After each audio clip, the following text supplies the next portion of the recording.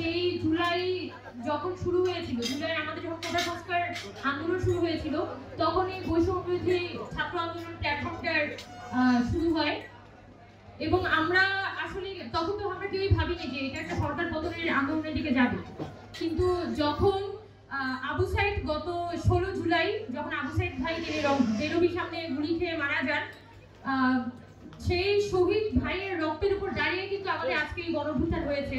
এবং আজকে এই বৈষম্য বিরোধী ছাত্র আন্দোলন প্ল্যাটফর্মটা আজকে এই মর্যাদাটা পেয়েছে। তো এই যে বৈষম্য প্ল্যাটফর্ম, সেটার সাথে আমাদের সবারই একটা আবেগ, একটা বলা যায় যে একটা স্মৃতি আছে।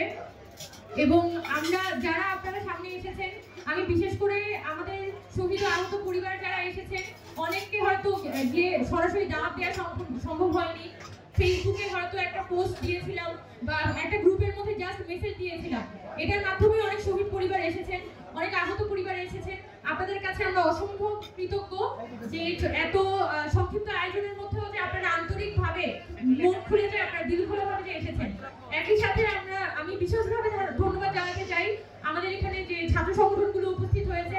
আমি সরাসরিভাবে কারণ নাম নিচ্ছি না, কিন্তু আমরা দেখেছি ছাত্র সংগঠনগুলো অত্যন্ত আন্তরিকভাবে আমাদের ইফতার মাহফিলে দাওয়াতটি গ্রহণ করে তারা এসেছেন এবং বক্তব্য রেখেছেন, শুভেচ্ছা বক্তব্য দিয়েছেন। এবং আমরা আশা করবো যে এই বৈষম্য বিরোধী ছাত্র আন্দোলন প্ল্যাটফর্মটি যেভাবে করে সকল মত পথের মানুষকে এই প্ল্যাটফর্মের আন্ডারে আনতে পেরেছিল, যে এই গণঅভ্যুত্থানে সবাইকে এক কাতারে নিয়ে আসতে পেরেছিল, ছাত্র সংগঠন বলি, রাজনৈতিক সংগঠন বলি, সাধারণ মানুষ বলি, সকলকে এক কাতারে আনার একটা সুযোগ কিন্তু বৈষম্য বিরোধী ছাত্র আন্দোলনে আছে। তো সেই জায়গা থেকে এই যে ছাত্র সংগঠনগুলো